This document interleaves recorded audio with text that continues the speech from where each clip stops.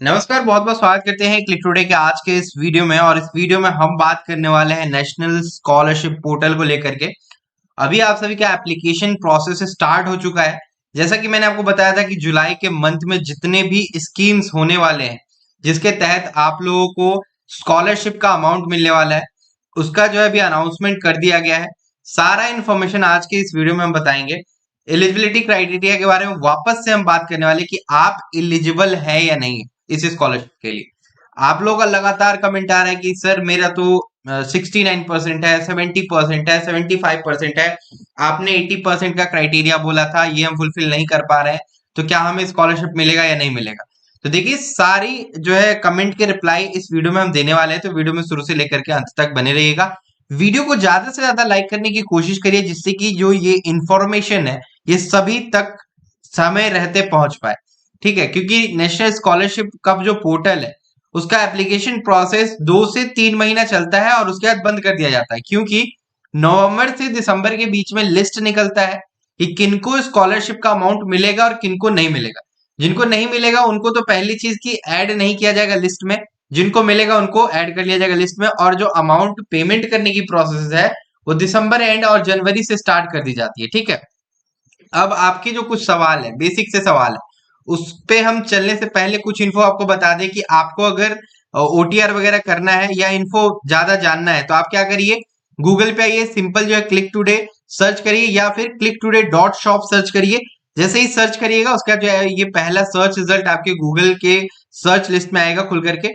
यहाँ पे आप जो पहले जो वेबसाइट का जो लिंक दिखाई देगा इसके ऊपर आप क्लिक करिएगा और लेटेस्ट में आपको दिखाई दे रहा है NSP scholarship 2024 to 2025 apply online. या फिर अगर ना दिखाई दे तो आप यहाँ पे सर्च बार पे क्लिक करके एनएसपी स्कॉलरशिप सर्च करिएगा तो दिखाई दे जाएगा। ठीक है, तो यहाँ पहले वाले लिंक पे आपको क्लिक करना है।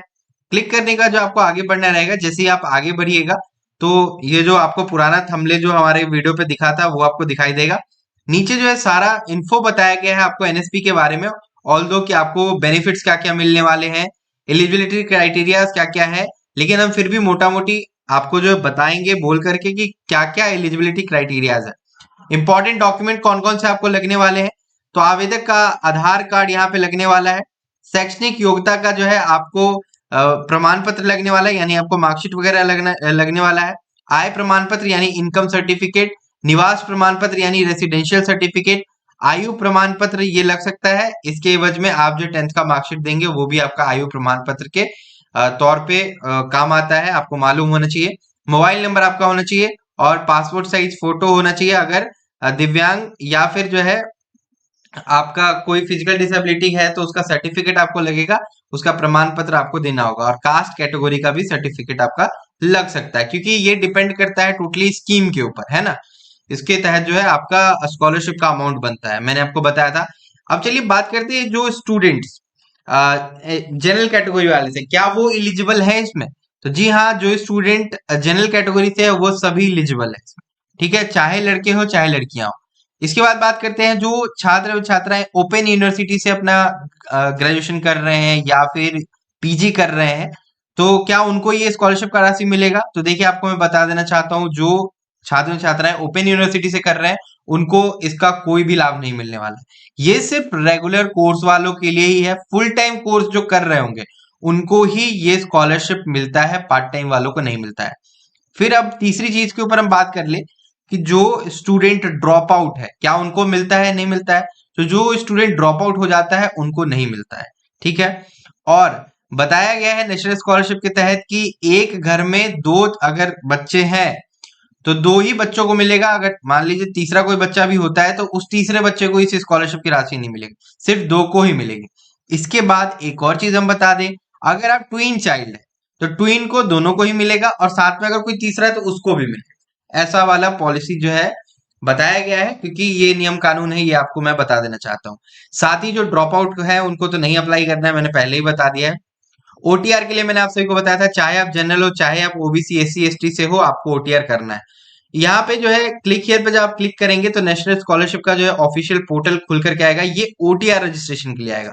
ओटीआर के लिए मैंने अपने यूट्यूब चैनल के ऊपर वीडियो बना रखा है, वीडियो के डिस्क्रिप्शन बॉक्स में लिंक मिल जाएगा, कमेंट बॉक्स में लिंक मिल जाएगा, वहां से जाके आप ओटीआर कर लीजिए। ओटीआर का पूरा प्रोसेस हमने आपको बता रखा है। बहुत लोगों का जो फेस आईडी वाला ऐप इंस्टॉल नहीं हो पा रहा था, तो आपके फोन में जो फेस आईडी सपोर्ट नहीं कर रहा होगा, जिसकी वजह से जो है फेस आईडी का नहीं हो पा रहा, तो दूसरे फोन से ट्राई करके देखिए, ठीक है। और प्रॉपर लाइट वगैरह में जाकर के अब जो है करिएगा। बीच में थोड़ा डिस्टर्ब चल रहा था नेटवर्क, तो थोड़ा प्रॉब्लम हो रहा था। और वेबसाइट अभी भी दोबारा से अपडेट ही हो रहा है। अभी कहीं कहीं फॉर्म अप्लाई का वीडियो आपको दिख रहा होगा, लेकिन क्या हुआ है कि कुछ टाइम के लिए ट्रायल पीरियड के लिए ओपन किया गया था वेबसाइट को और फिर से बंद कर दिया गया। अगर आप ओटीआर कर लेते हैं तो ओटीआर का जब आप लॉग इन करेंगे ना, लाइक आपका जो यहाँ पे मांगा जा रहा है इंटर ओटीआर, और ये जो पासवर्ड है ये एंटर करेंगे, इमेज कैप्चा जब डालेंगे आप लॉग इन कर जाएंगे। लॉग इन करने के बाद कुछ ऐसा इन्फो दिखाई देगा आपको। यहाँ पे आपका जो प्रोफाइल जो है वो प्रोफाइल का पूरा फोटो वगैरह और जो डिटेल्स होगा वो दिखाई देगा, ठीक है। और यहाँ पे लास्ट में जो आपका आधार सीडेड अगर होगा तो सीडेड दिखाई देगा, अगर नहीं होगा तो सीडिंग आपको करवाने के लिए कहा जाएगा, ठीक है। जो स्टूडेंट का बैंक अकाउंट जो सीडेड नहीं है यूआईडीए के वेबसाइट से, वो सभी अपना बैंक अकाउंट सीडिंग करवा ले। आपको सीडिंग कैसे देखना है, तो क्लिक टुडे डीबीटी अगर आप सर्च करते हैं डायरेक्टली, और सर्च करके आप जब आते हैं तो यहाँ पे आपको जो है सर्च रिजल्ट में नीचे डीबीटी बैंक लिंक स्टेटस का एक ऑप्शन दिखाई देगा, पोस्ट दिखाई देगा। इसको आप नीचे स्क्रॉल करके आइएगा, यहाँ पे चेक हियर पे क्लिक करिएगा, और जैसे यहाँ पे क्लिक करिएगा तो आपको बोला जाएगा कि अपना आधार कार्ड नंबर वगैरह डाल के लॉगिन करिए। इस लॉगिन वाले पे क्लिक करिएगा। लॉगिन वाले पे क्लिक करने का जो आपको अपना आधार नंबर कैप्चा कोड डालना होगा और लॉगिन विथ ओटीपी करिएगा। जैसे ही ओटीपी करिएगा लिंक मोबाइल नंबर पे ओटीपी जाएगा, ओटीपी आप एंटर कर लीजिएगा। एंटर करने का दिखाई देगा कि कौन से बैंक से आपका जो आधार है वो सीडेड है, ठीक है। यहाँ पे आपको जो है दिखाई दे रहा होगा, मैं आपको थोड़ा सा जूम करके दिखाता हूँ। यहाँ पे इस प्रकार का आपका दिखाई देगा कि congratulation your bank Aadhaar bank mapping has been done. जिस बैंक से आपका लिंक होगा, यहाँ पे जैसे देख रहे हैं bank Indian post paid bank limited दिखाई दे रहा है, इसी प्रकार से आपका भी बैंक सीडिंग स्टेटस दिखाई देगा। नहीं होगा तो आपका जो ब्रांच होगा उसमें जाकर के आप जो है बैंक सीडिंग का फॉर्म भर लेंगे। देखिए यहाँ पे कुछ इस प्रकार का फॉर्म जो आपको वहां पे दिया जाएगा बैंक में, और सर्विस मैनेजर के पास जमा करेंगे। ये आपका जो है बैंक मैपिंग कर दिया जाएगा और सीडेड कर दिया जाएगा, जिसके तहत जो आपको स्कॉलरशिप की अमाउंट आपके बैंक अकाउंट में आ पाए, ठीक है। ये हो गया। अब हम थोड़ा ऑफिशियल पोर्टल के ऊपर चलते हैं। अगर आपको ऑफिशियल पोर्टल के ऊपर डायरेक्टली जाना हो तो आपको उसका भी हम लिंक जो है वीडियो के डिस्क्रिप्शन बॉक्स में प्रोवाइड करा देंगे, या फिर हमारे वेबसाइट पे ही आपको मिल जाएगा। अभी देखिए अनाउंसमेंट में ओटीआर के बारे में बताया गया है, और ओटीआर अगर कर ले तो लॉगिन करने के लिए बताया गया। लॉगिन करने का जो प्रोफाइल आता है वो मैंने आपको दिखाया। अभी देखिए अप्लाई फॉर स्कॉलरशिप अगर आप करते हैं तो यहाँ पे आपको बोला जाएगा कि वही लॉगिन करिए ओटीआर के तहत, ठीक है। और जितने स्कीम्स चल रहे हैं उन सारे स्कीम्स की डिटेल्स जो है अगर आपको पता करनी है, अभी ये वेबसाइट थोड़ा स्लो भी चल रहा है तो कभी कभी अटकेगा भी, क्योंकि ये अभी ट्रायल पीरियड के लिए बीच में ओपन किया गया था। अभी देखिए वेबसाइट स्लो चल रहा है, ठीक है। तो आपको अगर स्कीम्स के बारे में जानना है तो ये 3 लाइन आपको जहां कहीं भी दिखे एनएसपी के पोर्टल पे क्लिक कर दीजिएगा। स्कीम ऑन एनएसपी आप जो है क्लिक करिएगा, ठीक है। और जिनको प्रीवियस एप्लीकेशन का स्टेटस देखना है वो प्रीवियस ईयर एप्लीकेशन स्टेटस पे क्लिक करिएगा। ट्रैक योर पेमेंट कर सकते हैं। आधार सेवा केंद्र का वो पता कर सकते हैं कहाँ कहाँ है, जहां से आप अपना आधार अपडेट करवा पाए। बहुत लोगों का जो है सिग्नेचर मिसमैच का इशू आ रहा है, तो आपको अपना आधार एक बार अपडेट कराना चाहिए आधार केंद्र पे पहुंच करके, ठीक है। बायोमेट्रिक वगैरह अपडेट कराना चाहिए, जिसकी वजह से आपका ये इशू आ रहा है। मैंने आपको बताया भी था कमेंट में, रिप्लाई में। अभी देखिए स्कीम के बारे में, यहाँ पे देखिए सेंट्रल सेक्टर स्कीम आ रखा है, सेंट्रल स्पॉन्सर्ड स्कीम आ रखा है, स्टेट स्कीम आ रखा है। ये जो भी आपको सर्च करना है उसको आप यहाँ पे सिलेक्ट करके सर्च कर दीजिए, और जो भी स्कीम रहेगा उसके बारे में जानकारी आपके स्क्रीन पे फ्लैश होकर के आएगा। तो ये आपको सर्च करना है कि आप किसके लिए अप्लाई करने जा रहे हैं। और जब आप लॉगिन करेंगे ओटीआर के माध्यम से आगे जब बढ़ेंगे तो वहां पे और भी इन्फो आएगा कि आप कौन से स्टेट स्कीम के लिए एलिजिबल है, कौन से के लिए नहीं। वो सारा कुछ जो आपको पता चल पाएगा, ठीक है। यहाँ पे आप देख सकते हैं जो जो स्कॉलरशिप का नाम रहेगा वो यहाँ पे आपको दिखाई देगा। अगर आपको इसमें कोई दिक्कत हो, अरुणाचल प्रदेश का अलग है, वो अलग अलग स्टेट का अलग अलग जो है बना हुआ है। छत्तीसगढ़ का आपको दिखाई दे रहा है, मणिपुर का दिखाई दे रहा है, उत्तराखंड का दिखाई दे रहा है, तो इसी प्रकार से आपको दिखाई देगा, ठीक है। बाकी आप ओटीआर के थ्रू जब लॉगिन कर जाएंगे तो वहां पे भी आपको सारे स्कीम्स दिखेंगे।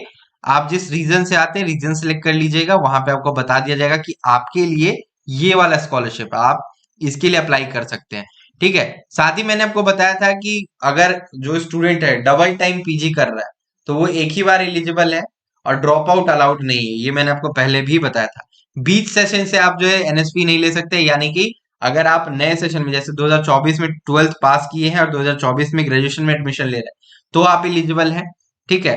आप अगर फर्स्ट ईयर कंप्लीट कर लिए, सेकेंड ईयर में जा चुके हैं, सोच रहे हैं कि हम एनएसपी के लिए अप्लाई कर ले, तो आप एलिजिबल नहीं है। ये सारी बातें मैंने आपको पहले भी बताई थी। बाकी अगर आप जो है सेंट्रल सेक्टर स्कीम के बारे में अगर जानना चाहते हैं, तो यहाँ पे टेक्निकल एजुकेशन के लिए भी चल रहा है स्कीम, तो ये सब आप सर्च करके खुद ही देख लीजिए कि आपके लिए कौन सा सही है। बाकी मैंने आपको बताया है, ओटीआर कर लीजिए। ओटीआर करने के बाद जो पोर्टल प्रॉपरली जब ओपन हो जाएगा, तो आपको अप्लाई करने का भी हम बताएंगे।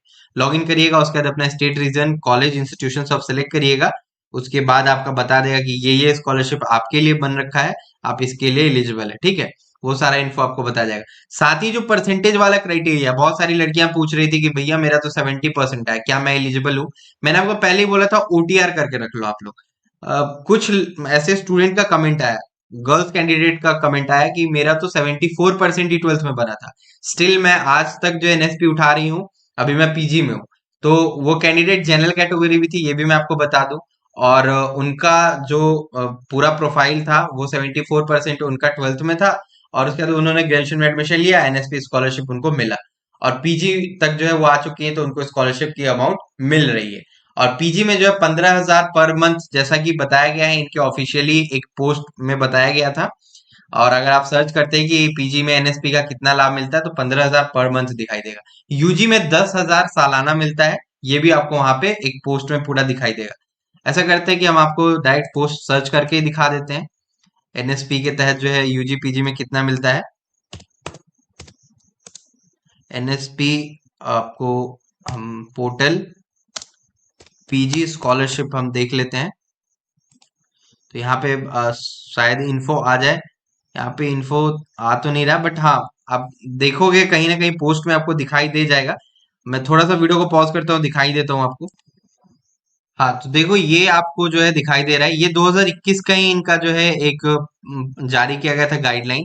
इसमें देखिए यहाँ पे बताया गया कि 10,000, यहाँ पे लिखा है 10,000 नेशनल स्कॉलरशिप और as may be decided by the commission at the rate of 15,000 per month for 10 month in a year are available for Indian student for 2 years of pursuing higher studies। यानी PG कर रहे होंगे तो उनको 15,000, और 10,000 बताया गया था कि जो है यूजी के लिए मिलता है।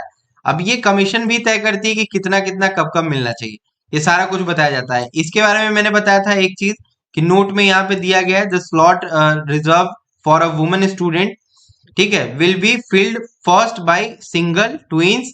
और आपको ये विदाउट कंसीडरिंग द मार्क्स, उनका मार्क्स कंसीडर नहीं किया जाएगा अगर वो सिंगल चाइल्ड है तो, ये और ट्विंस है तो। ये सारा चीज भी बताया गया था आपको, मैंने पहले बताया था। ये सारा जो नोटिस है, इसको आप जो है एक बार पढ़ सकते हैं, स्क्रीनशॉट ले लीजिए आप लोग, और ये थोड़ा सा पढ़ लीजिएगा। एज क्राइटेरिया भी यहाँ पे बताया गया है। यहाँ पे बताया गया है कि आपको पीजी के लिए जो एज क्राइटेरिया है, जो 30 साल तक का बताया गया है, ठीक है। यूजी के लिए जहां तक कि मुझे पता है 30 ईयर्स तक का एज क्राइटेरिया रखा गया, 30 ईयर्स कह रहा है, 25 ईयर्स तक का एज क्राइटेरिया जो है यूजी के लिए रखा गया है, और पीजी के लिए 30 ईयर्स, ठीक है। तो ये इन्फो यहाँ पे मैंने आपको बता दिया। अगर इससे जुड़े और भी कोई सवाल है, सुझाव हो, तो नीचे कमेंट करके पूछ ले, हम आपकी पूरी मदद करेंगे। तो आज की वीडियो में यही रिपोर्ट थी। अगर आपके कोई सवाल है, सुझाव हो, नीचे कमेंट करिए। आगे जैसे ही एप्लीकेशन पूरा ओपन हो जाएगा, हम आपको आगे भी इन्फो बताते रहेंगे। इसमें भी मैंने एलिजिबिलिटी बता दिया, और इनकम सर्टिफिकेट के बारे में भी मैंने बताया। इनकम आप जो पोस्ट मैट्रिक के लिए अगर करते हैं यूजी तक के लिए, तो आपके गार्जियन की इनकम 2.5 लाख से कम होनी चाहिए।